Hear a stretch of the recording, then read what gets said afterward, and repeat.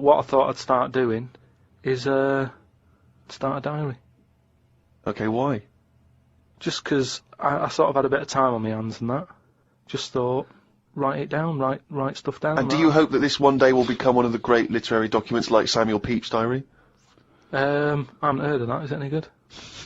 You've never heard of Samuel Pepys' diary? No, the most famous diary other than probably Anne Frank's. I've heard of Anne Frank's and that, and I thought if she's sat in a loft, knocking stuff up, not much going on in her life at that point, yet she was still writing it down. Yeah, whereas you've been on to Gran holiday. Canaria, yeah. I thought, so there is stuff going on that I can chat about.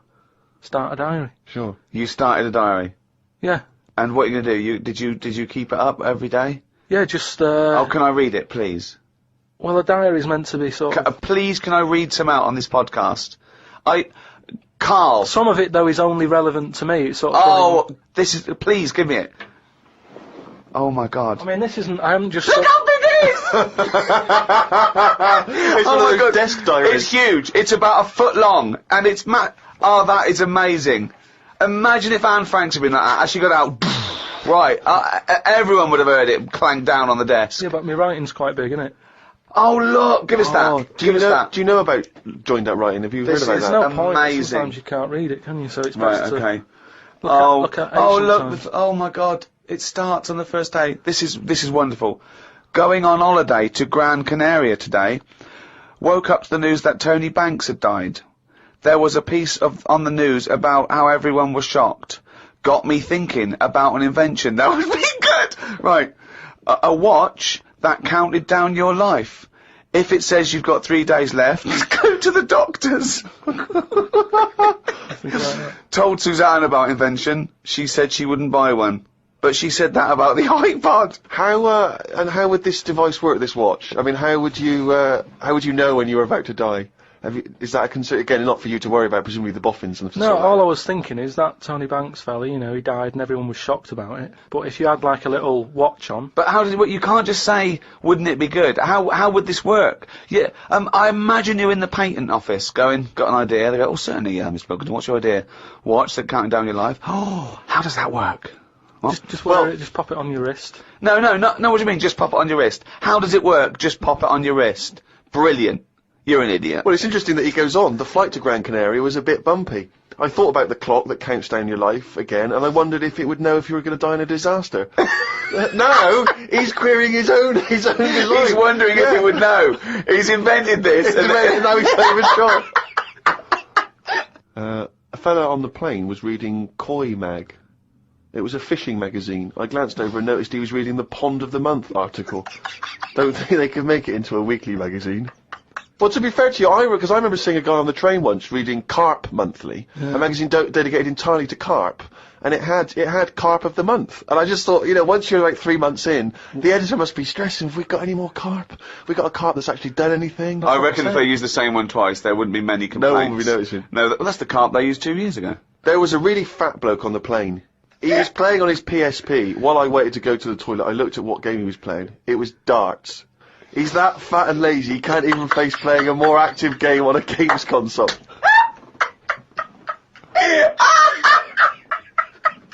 Me and Suzanne got off the coach along with a couple of old people. One of them was in a wheelchair. I don't think it was wise of them to come to a volcanic island with a wheelchair. Everywhere's pretty rough, paving and slopey. Guess I'll keep an eye on it as the weeks go on. Day 2 in Gran Canaria. Brilliant, we're only at day 2. The hotel's a bit odd. I've never seen as many cross-eyed people in one location. That's enough, isn't it? That's amazing! Well, you may as well let me read on a bit more. No, this is amazing. Well, come back to This it is a later brilliant diary. This might be the best diary ever written. Oh. While sat listening to the Kinks on my iPod, I wondered if everybody thinks in their accent. I know I do. What's this? What are you talking about? Just that, when I've been sat there lying on the lounger, right, and I was thinking about stuff. How do you know you think in your accent? Tell me a typical thought. Because what I mean is, say if I was like, if I saw something, right, do you know how I say, like, oh, that's a bit weird, isn't it? No, but that was I don't being have said. to. But when you think, I don't think the sentence is like I'm saying it. It's just a thought. The thought appears. It's conceptual and it's already there. It's not like I go, Rick, what? Just looking at that fellow over there, were you? Yeah, I was, yeah. I was thinking it looks a bit weird. Oh, so was I. I don't think out whole sentences. Whereas you have Carl, stop listening to the Kinks for a minute. Look over there. More cross-eyed people. No, well, that's Is that how your mind works? In a way, yeah. And Brilliant. that's when because I That thought explains a lot. It's great that you have to think of that whole sentences. because I thought that's weird, isn't it? Like I didn't think that's weird, isn't it? And I thought I actually think in my accent. And then I thought, does Stephen Hawking, does he when he's doing his maths and that? Is he? I don't know where he's from, so I don't know what his accent would be like. I think he's from Kent or Cambridge or Oxford. Or something like Right. that. So So you think he might think in his voice, in that voice box computerised thing. voice? Just wondered. Had lunch inside today due to shite weather. Sat next to an old fella. Old men's ears and noses carry on growing as they get older. Suzanne noticed his fingers were fat too. Maybe they continue to grow. Suzanne didn't laugh when I said her arse had the same problem. Day 3, cloudy start to the day. Had pie and chips in a cafe. Had a bit of an argument with Suzanne because I thought it was daft that we were paying for food when we were on an all-inclusive holiday. Changed my mind when I saw they sold pie though. The cafe was called Tattoos. The fellow who owned it didn't have any tattoos. But we never saw his wife.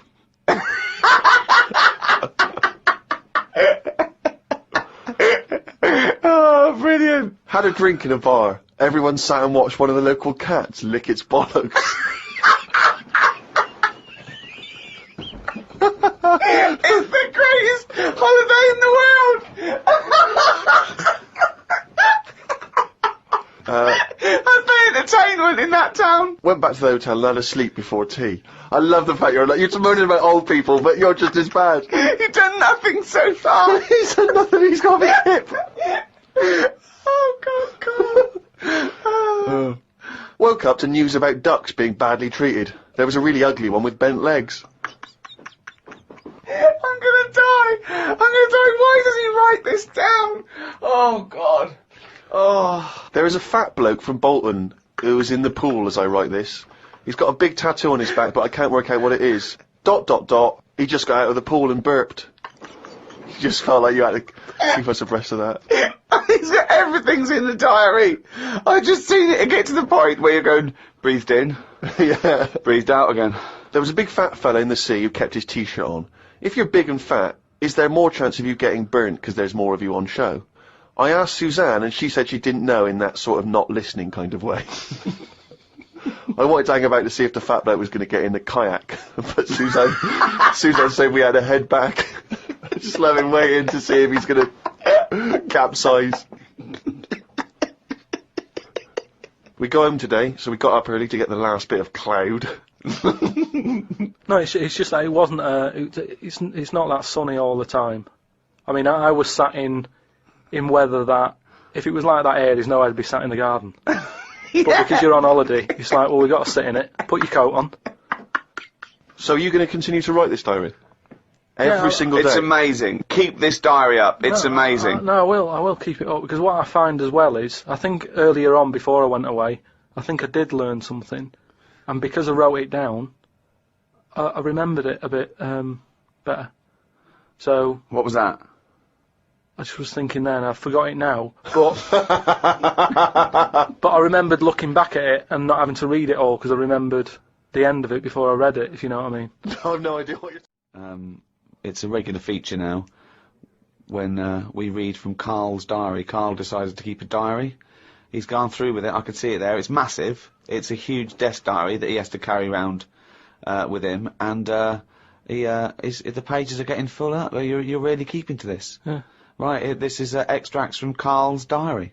Did podcast and went for an Italian with Ricky and Steve. Italian place is good. We've been there a few times. I always have the same thing, spaghetti. Can't remember what everyone else had. Last time we went there, Steve had little octopuses with pasta. You could see that they were octopuses. They hadn't been cut up or anything. My rule is that I only eat stuff that looks nice when it's alive. A cow, a chicken, some fish. An octopus is an odd-looking thing alive. Even worse when it's dead and limp. It looks like it just shouldn't have been sat in the spaghetti. Yeah, I agree. I agree with that. Ricky drew another picture of my head. We've given a few of them away as prizes, but he draws so many of them that they won't be worth as much anymore. Everyone will eventually have one. Like those pictures of a boy crying that caused houses to burn down in the 1980s. What does that mean? What are you talking about? Don't you remember I mean, if you're listening in America, they might not have made it over there. Is it the sort of like the sugary ones with kids? Like, is it Techikov or something? It's just some kid. My auntie Nora had one, and it was just like a kid with like a blue jumper on, and it's like a painting, not a photo. Yeah, exactly. Yeah. And he's just crying. Like a chocolate box. It's really awful, sort of sugary. And what happened is they found out that a load of houses were being set on fire or burst into flames, whatever. And the weird thing was, oh, it's bollocks. every house that burnt down had that photo. Yeah, because every house had that picture in the fucking 70s and 80s. Idiot. It's like, we're linking it to sinks. Every house that's ever burned down had a sink. You're talking shit again. Carry on. Wednesday. Saw a homeless bloke. I'm surprised that no companies have thought about sponsoring the homeless. Something like a clothing company. Give them some clothes that have an advert on the back. Everyone's a winner. Good idea. Not bad, is it? Got on the tube to Camden. Read in a free newspaper that hedgehogs could be gone by 2025. I think I've seen more dead hedgehogs than alive ones anyway, so I don't think I'll miss them. Went round to Ricky's house and had a game of pool. It should have been nice and relaxing, but Jane gave me some cake, and Ricky said I can't play pool if my hands are all sticky from cake. It was the sugar. And it wasn't that either. After he'd finished it, they weren't just sticky. He was licking his fingers, sucking his fingers off, and then was going to pick up pool cues and touch things. And I was thinking, go and wash your hands after licking your hands. You're not a cat. This turned into an argument when I said I didn't want to wash my hands. Why didn't he? He goes for a piss all the time without washing his hands, and then squeezes my head. I know I prefer to have lemon cake crumbs on my head than knob juice. Was going to do a crossword, but I'm tired and have learnt enough today. What have you learned? Well, the stuff about hedgehogs and that. Oh, God. Was on my way to my mates, and I got on a train. Got close to a station, but realised I needed a wee. Was about to go in a cubicle when a blind man with a dog, who was bumbling his way through the walkway, came around. I said, "Are you after the toilet?" He said, "Yeah." I said, "It's on your right." I shouldn't have let him go first, as he took ages, and it would be my stop soon. The dog waited outside the cubicle. I was going to stroke it, but then I remembered someone telling me that you shouldn't. Don't know Why why that not? is. Because something to do with the owner should be the only one who sort of deals with that dog, and you shouldn't. Well, you shouldn't stroke it because you'll cover it in fucking lemon cake. No, but just because, you know, if you stroke it and that, it might like me and want to go off with me, and he'll come out and be lost and stuff. Yeah. I'm not totally sure, but I just thought. Went and did the podcast. We had a meeting after. I don't like meetings, as I can't keep focused on what people are talking about. I think Ricky has the same problem as after 25 minutes he was trying to wrestle me. I tried to do what spiders do and stayed still as if I was dead. But Ricky just stayed on top of me, not moving. A bit like when you see one of them big snakes swallowing a sheep. Ricky got bored and released me. I went home thinking, why had I left my old job for this? A homeless man asked me for some money, but I didn't feel like I should treat him, as I felt that he'd probably had a better day than me. Oh, God. Suzanne called me to say she'd gone for a haircut, and that she'd meet me in the supermarket. I went to the supermarket, but she wasn't there. I called her and she said she was near the fruit aisle. I went to the fruit aisle and she wasn't there.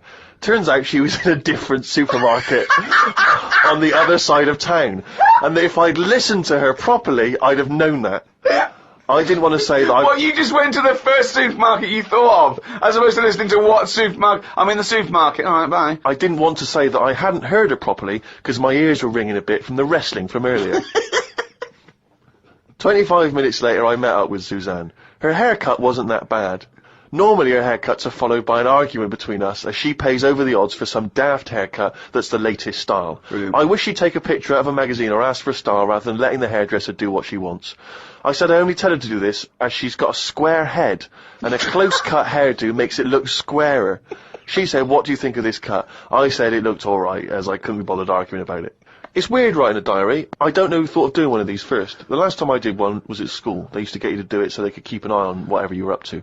My diary used to say the same thing every night. Got home, went to the shop to get potatoes, bread, milk. Went home, watched telly, went to bed. I think I might have gone to Twiggy's Dance Club, just so I had something different to write. You've not told us about Twiggy's Dance Club. It's just, you know, I sort of, when I was a kid, I sort of gave everything a bit of a go. I did boxing and that, didn't I? Gave that a go. About 45 minutes. And yeah, a mate sort of said, oh, you know, you're into your dancing, your robotics and that. You're doing your body popping, right? Body popping and that. He said, you ought to come to Twiggy's. And I went there, but I didn't go in. It was shut.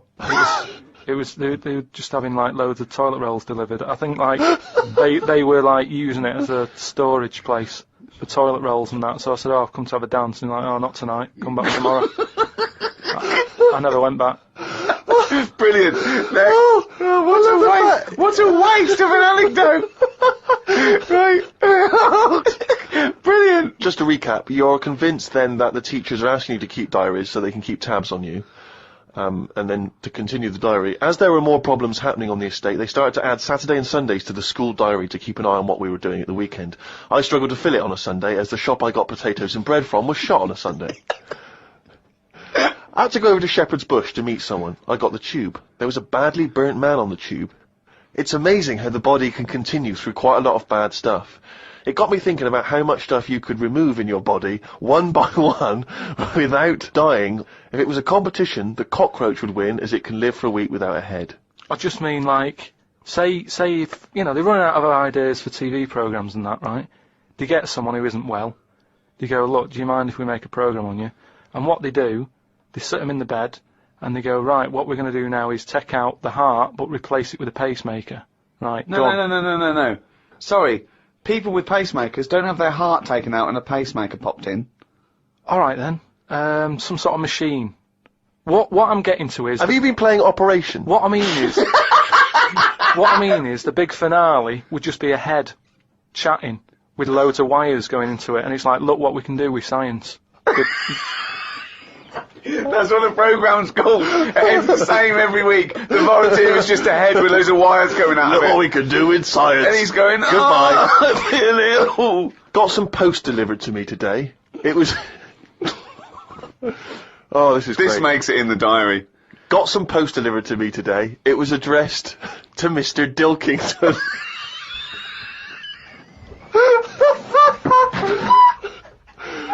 I don't know why that's so funny.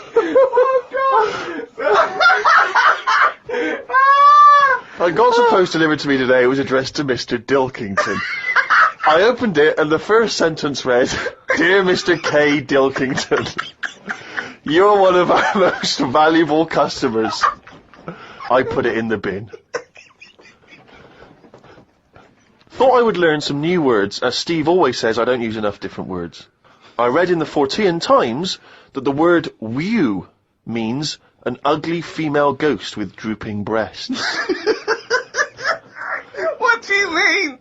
Is that how am I pronouncing that right? Who's using that word? Who is using that word? It was just W-E-W-E. Let's call it a woo. An ugly female ghost with drooping breasts. I think I'm right when I say there are too many words in the world. I don't think I will ever get round to using the word woo. Watched a health programme. Wasn't watching it properly, but heard some doctors say that we only get so many heartbeats in a lifetime, so don't do too much exercise. I told Suzanne, and she said I probably hadn't heard it right. We got talking about death. Suzanne said she didn't like thinking about it. I said she might end up being a woo. I was chuffed as I'd managed to use my new word. I went to the supermarket to get tonight's tea. On the way, I stopped and looked in the fishmongers at all the different fish they had in the window. It's like a child in one of those kids' TV shows. I know. Mr. Pilkington went to the fishmonger. He stopped and looked at all the fish in the window. Hello, Mr. Dilkington, they said. There was a newspaper clipping stuck on the glass about a two-headed fish that they've made in Taiwan. I don't see the point in doing this, as a fish having two heads ain't going to solve the world's hunger problems, as the head is the bit you throw away. Invent a fish with two bodies, and I'd say well done. Good point, isn't it? Suzanne watched one of her favourite TV programmes. I've told her the telly only goes on if there's something she wants to watch. If there's nothing on, she has to talk to me about stuff I've learnt. Like Descartes. Watched a programme on him the other day. He is the one who said something like, I know I'm about 'cause I dream. Doesn't work for everything 'cause ants don't sleep. I don't know if I'd like that or not.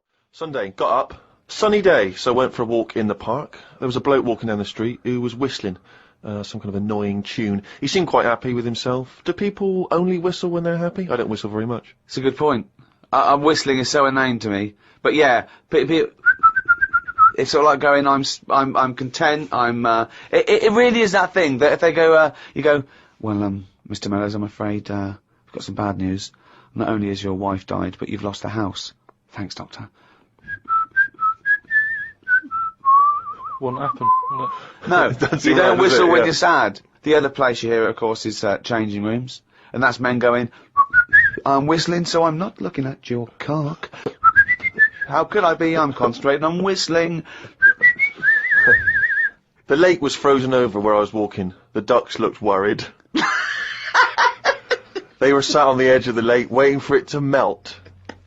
Were they, Carl? Yeah, we just sat there looking, sort of going, oh, what's going on? I don't know, how long is a duck's memory?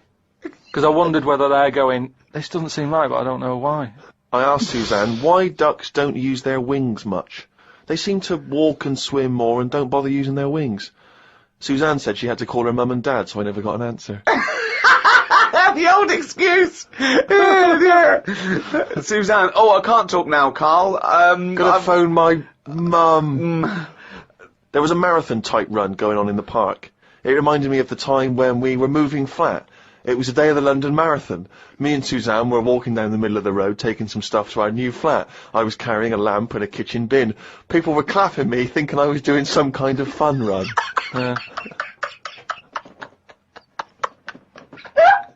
Why were you walking on the same route? Because it was when we lived on the Docklands. Oh, brilliant. There was no other route. The flat was just about 100 yards down the road. They're going, look at the bloke with the bald wig.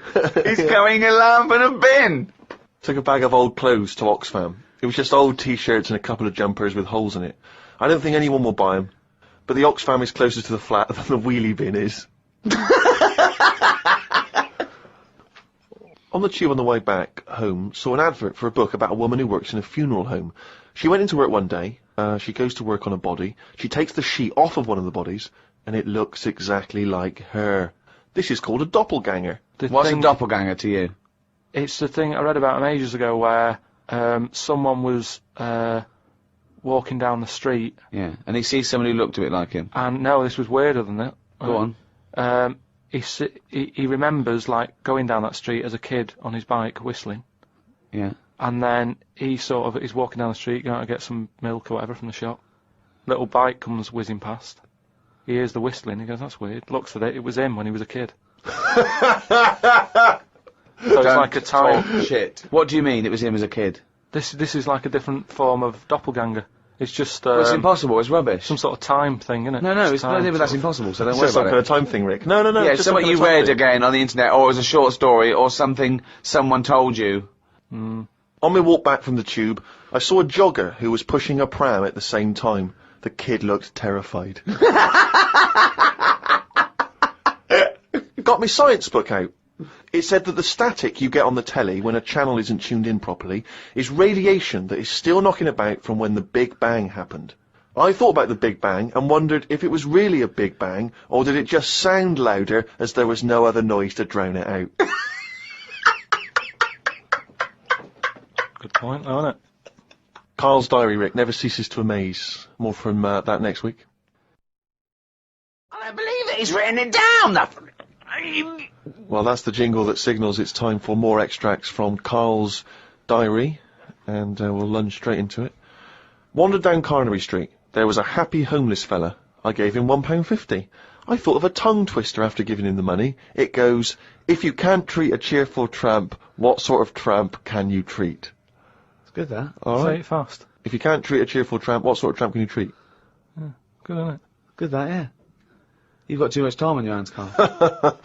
Learned some famous quotes to see if they are as good as my sayings. Number 1, treat every day as if it's your last. Very famous saying. Now, is that something you do, Carl? But you know, me problem with that one is that if it was your last, you wouldn't want to be doing much.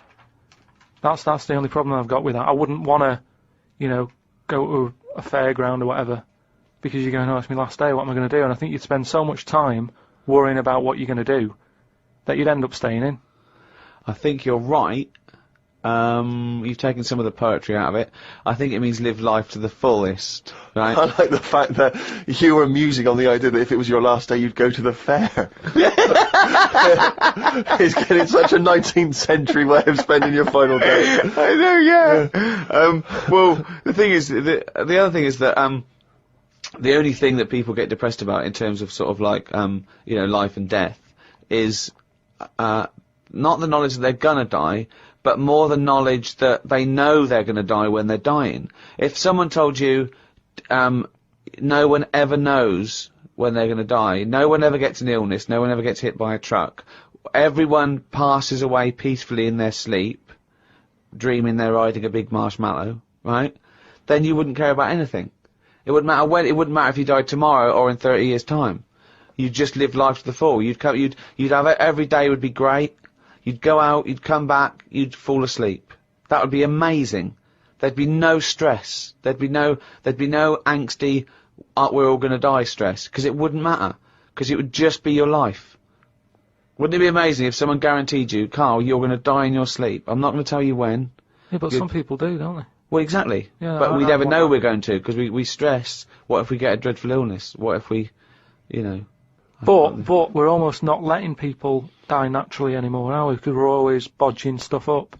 What do you mean?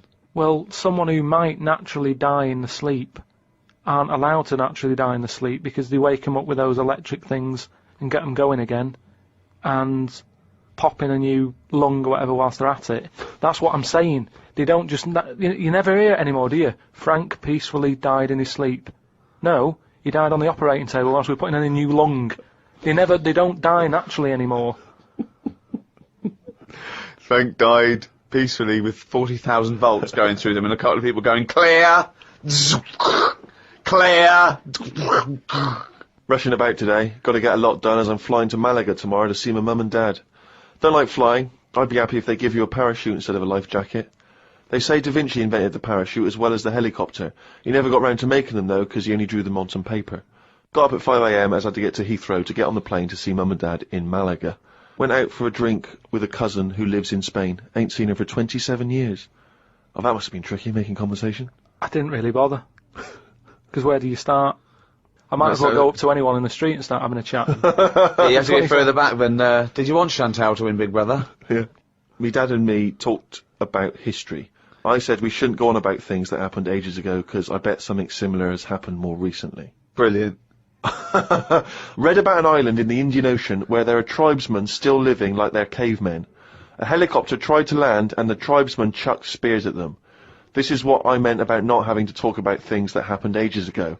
We have got new cavemen now, so why do we talk about the old ones? People could have lived before, but computers and all that blew up and books got burnt, so all they had left was what these tribesmen have got left. Ramblings. And that's the ramblings man. of a maniac. That's just a few hours before you go crazy with a gun in the... No, but what I mean there is, right, say if all this has happened before, right, podcasting's been happening years ago, something happens. Again, a lot of information from the Planet of the Apes. Something happens, world ends, right, we come back again somehow. Yeah. It's the detail you leave out that makes you intriguing. Just like the watch that you can wear that tells you when you're going to die. How does it work? Pop it on your wrist. That's all the detail you need. So the world happened. No. We came back. Have you seen the pictures? Forget it then if you don't get it. It's interesting that you had all those profound thoughts about this period in the past when they all lived, but you still found it appropriate to include at the end of that. It says the tribesmen wave their knobs about when they've had enough of having visitors. That's what it said in the paper. That's what happens. They're quite happy. What paper is this that you're reading? It was in like a paper a couple of days ago. It said they don't mind having visitors if they're bringing them coconuts and stuff that they can eat. Once they've got everything they need, you start waving the tackle about, and that means like, right, leave now. Which you would, wouldn't you? Yeah, at a dinner party. My grandfather used to do that. Got a book sent to me called Freaks. It's a bit heavy, but it's got some interesting pictures in it.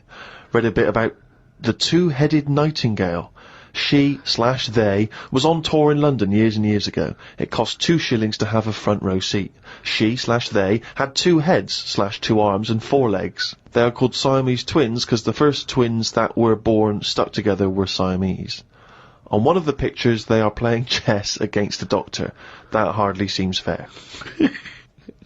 2 heads are better than 1. So it's 2 heads, 2 arms, and 4 legs. That's just 2 women in one dress. Yeah, that's 2 women with an arm missing. Yeah.